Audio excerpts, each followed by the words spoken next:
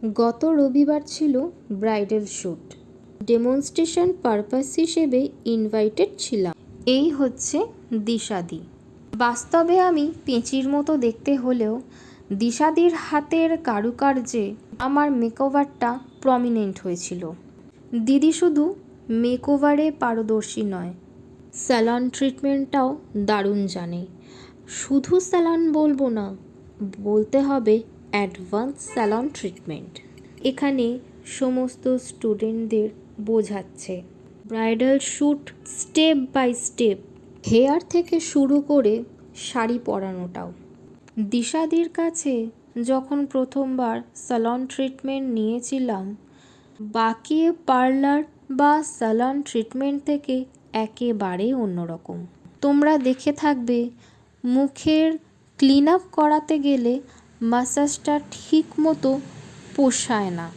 সামান্য একটু মুখ ঘষে দিল আর 10 মিনিট ধরে ফেস প্যাক মুখে মাখিয়ে রেখে দিল, তারপরে এসে কোনো রকমে এদিক ওদিক সেদিক করে একটু হাত বুলিয়ে নিল, ব্যাস হয়ে গেল। কিন্তু দিশাদির এই মুখের ক্লিন আপের ট্রিটমেন্টটা সম্পূর্ণই আলাদা। যা কিছু এখানে ট্রিটমেন্ট করানো হয় সবটাই কিন্তু অ্যাডভান্সড। মেকওভারের জন্য হাতের কাজ যেমন সুন্দর, তেমনই তার স্যালন ট্রিটমেন্ট। যাই হোক, আমাকে এখন প্রপারভাবে রেডি করে দিয়েছে, পুরো একেবারে পিওর ব্রাইডাল লুক। এবার শুরু হয়ে গেছে ব্রাইডাল শ্যুট। পোজ দিতে তো আমি একেবারে ওস্তাদ, তাই শুরু হয়ে গেছে আমার পোজ দেওয়া অ্যাজ এ মডেল হিসেবে। সামনেই পুজো, তাই দেরি না করে চটজলদি দিশাদির সাথে কন্ট্যাক্ট করে নাও। তোমাদের হেয়ার থেকে শুরু করে ফুল পার্লার ট্রিটমেন্ট, শুধু পার্লার ট্রিটমেন্ট বলবো না, অ্যাডভান্সড পার্লার ট্রিটমেন্ট নেওয়ার জন্য, আর সেটা মিনিমাম কস্টে। তবে এখানে আমি একটা কথা বলে রাখি, আমাকে যে সাজানো হয়েছে, দিশাদি যে নিজের বাড়িতে এত সুন্দর করে সাজিয়েছে, অত গরমের মধ্যেও কিন্তু আমি এতটুকুও ঘামিনি। ইভেন আমাকে যখন সাজানো হচ্ছিল তখন আমার এতটুকু গরম পর্যন্ত লাগেনি। মেকআপটা এত সুন্দরভাবে আমার মুখে বসেছে, যেখানে তোমরা সবাই দেখতে পাচ্ছ মুখটা কি সুন্দর গ্লো করছে।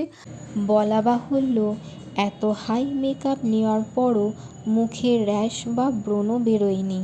যেহেতু আমার অয়েলি স্কিন, সেই জন্য অয়েলি স্কিনের ওপর কোন প্রোডাক্ট ব্যবহার করতে হবে সেটা বুঝে আমাকে কাস্টমাইজড করে মেকআপ করা হয়েছে।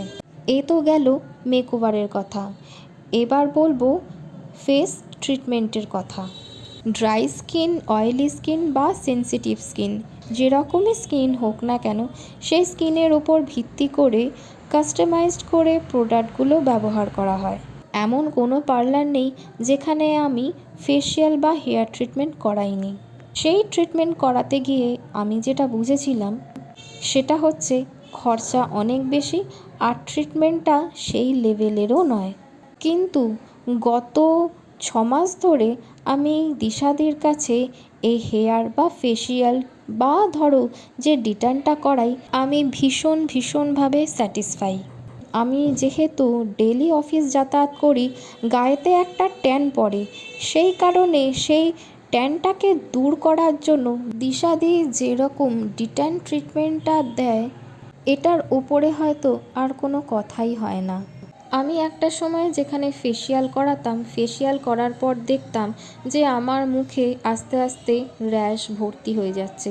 তারপর থেকে আমি ফেসিয়াল করা ছেড়ে দিয়েছিলাম। কিন্তু এরপর দিশাদির থেকে পাওয়া হার্বাল প্রোডাক্টের মিক্স ফ্রুট ট্রিটমেন্টটা আমার জন্য ভীষণভাবে উপকারী হয়েছিল।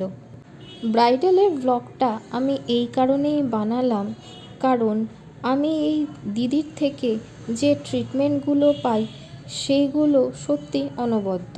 মডেল হিসেবে ইনভাইটেড হলেও দিশাদির প্রশংসা সত্যি না করে থাকতে পারছি না, কারণ যেটা সত্যি সেই সত্যিটা সবার সাথে যদি শেয়ার করতে পারি তাহলে তোমরা সবাই অন্তত এটা জানতে পারবে হাই রেঞ্জের পার্লার ছাড়াও দিশাদির কাছে অ্যাডভান্স ট্রিটমেন্টটা নেওয়ার পর যে মুখের বা হেয়ারের একটা নিজস্ব যে ফিলিংস, জাস্ট ওয়াও।